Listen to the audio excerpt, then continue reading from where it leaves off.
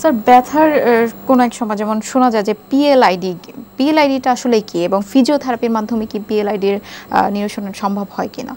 ধন্যবাদ। পিএলআইডি এটাকে আমরা যদি ইলাবোরেট করি, এটাকে বলা হয় যে প্রোল্যাপস লাম্বার ইন্টারভার্টিব্রাল ডিস্ক, যেটা কিছুক্ষণ আগে আমি বললাম যে দুই ভার্টিব্রার মাঝখানে আমাদের একটা জেলি লাইক সাবস্টেন্স থাকে, যেটাকে আমরা ডিস্ক বলে থাকি।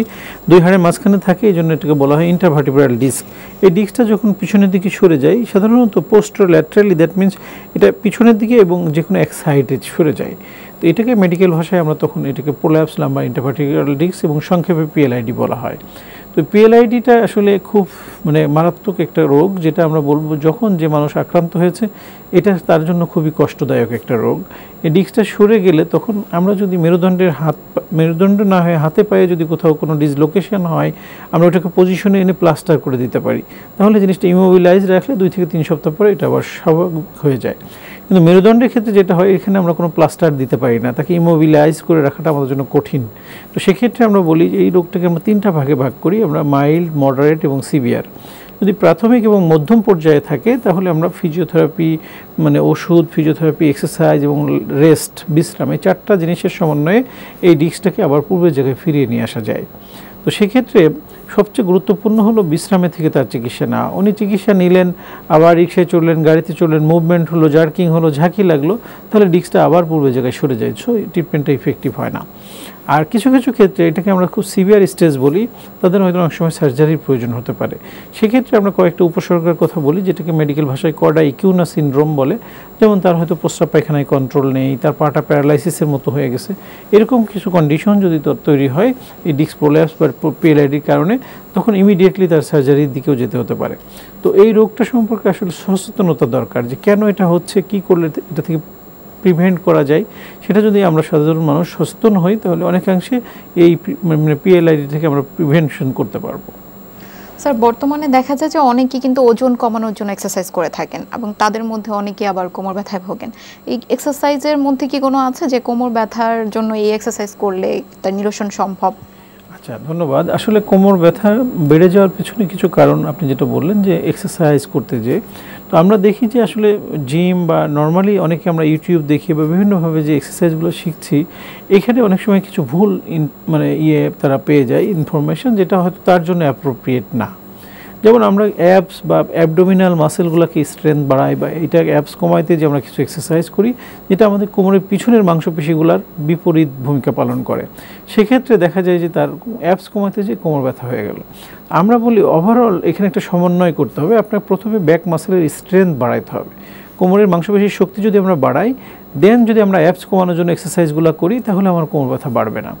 এখন অনেকের আছে তার মেরুদণ্ডের ডিস্ক হার্নিয়েশন বা ডিস্ক প্রোল্যাপস বা পিএলআইডি যেটাই আমরা বলি, এই রোগটা তার আছে, তার ক্ষেত্রে কিছু প্রিকশন নিতে হবে যে কোন এক্সারসাইজ সে করতে পারবে, কোন এক্সারসাইজ করতে পারবে না।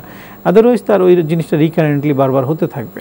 এই জন্য আমরা বলি একজন বিশেষজ্ঞ ফিজিওথেরাপি চিকিৎসকের পরামর্শ নিয়ে উনি ওনার ফিজিক্যাল যে প্রবলেমগুলো শেয়ার করলে উনি একটা গাইড দিবেন বা গাইডলাইন দিবেন যে কোন কোন এক্সারসাইজ উনি করবেন বা কোন করতে পারবেন না। সেই অনুযায়ী যদি উনি এক্সারসাইজটা করে, তাহলে এটা সমস্যাটার সমাধান হয়ে যাবে। আবার অথবা যদি একজন ফিজিওথেরাপি বিশেষজ্ঞের কাছে নাও যেতে পারে, যে ইনস্ট্রাক্টর থাকেন, যদি জিমে যদি এক্সারসাইজ করেন, ইনস্ট্রাক্টরের কাছেও জিনিসগুলোকে তার খুলে বলতে হবে, এবং ইনস্ট্রাক্টর যদি সত্যিকার অর্থে সে ট্রেনার হয়, তাহলে সে তাকে কিছু গাইড করবে যে কি এক্সারসাইজ উনি করতে পারবে কি পারবে না। এবং কিছু আছে গ্র্যাজুয়ালি করতে হয় স্ট্রেংথেনিং প্রোগ্রামগুলো, যে আপনার একবারেই যদি আপনার যে সীমাটা আছে, আমি মনে করেন 10 কেজি ওজন ক্যারি করতে পারবো, এখন আমাকে প্রথমেই 40 কেজি দিয়ে দেওয়া হলো, তাহলে তো আমি ওটা ক্যারি করতে পারবো না। সো তখন আমার যে অন্য সমস্যার সম্মুখীন হতে হবে। ঠিক তেমনই গ্র্যাজুয়ালি যদি আমরা বাড়াই, 10 কেজি থেকে আস্তে আস্তে 15 কেজি, 20 কেজি, 25 কেজি, এইভাবে গ্র্যাজুয়ালি যখন আমরা স্ট্রেংথেনিং প্রোগ্রামটা করব, তখন অনেকাংশে এটাকে আমরা প্রিভেন্ট করতে পারবো। স্যার কোমর ব্যথার সঠিক কারণ বের করার জন্য কি কি পরীক্ষা নিরীক্ষা করা প্রয়োজন? ডিপেন্ড করে যে রোগীর কী সমস্যা। প্রথমত আমরা সবচেয়ে যেটা গুরুত্ব দিই, ক্লিনিক্যালি অ্যাসেসমেন্ট করা, যে রোগীর সাথে কথা বলা, তার হিস্ট্রিটা নেওয়া। এর পাশাপাশি ক্লিনিক্যালি আমরা কিছু এক্সামিনেশন করি, যেটার মাধ্যমে আমরা একটা অনেকাংশে রোগটাকে নির্ণয় করতে পারি। দেন তারপরে হয়তো তার রোগের কনফার্মেশনের জন্য কখনো আমরা এক্সরে, কখনো এমআরআই এগুলোর প্রয়োজন পড়তে, কখনো অনেক সময় সিটি স্ক্যানের প্রয়োজন পড়তে পারে। এরকম রোগ ভেদে বা তার সিভিয়ারিটি অনুযায়ী এই পরীক্ষা নিরীক্ষাগুলোর প্রয়োজন পড়ে। স্যার ওভারঅল যদি বলি যে কোমর ব্যথা প্রতিরোধে করণীয় কি, সেক্ষেত্রে আপনার পরামর্শ কি হবে? ধন্যবাদ। আসলে প্রতিরোধ তো সবসময় উত্তম, আমরা বলি prevention is better then cure, কিন্তু এটা আমরা মুখে বলি কিন্তু মানি না। যে কারণে আমরা যখন রোগাক্রান্ত হই তখন যে চিকিৎসকের কাছে যাই বা প্রতিকার চাই। তো এই প্রিভেনশনের জন্য আপনার যে জিনিসগুলো আমরা এতক্ষণ আলোচনা করলাম ওইটাকে যদি আমরা সামষ্টিকভাবে বলি যে আমাদের কয়েকটা জিনিস খেয়াল রাখতে হবে। একটা হলো কোমর ব্যথার মূল যে কারণ আমরা জানতে পারলাম যে মাংসপেশির উইকনেস বা আমাদের কোমরের মাসেল লিগামেন্টগুলো দুর্বলতা থেকে এই পেইনটা প্রথমত শুরু হয়। তো সেটা কেন হয়? আমরা দীর্ঘক্ষণ বসে কাজ করি, দীর্ঘক্ষণ দাঁড়িয়ে কাজ করি, অনেক জার্কিং হয়, ঝাঁকি লাগে।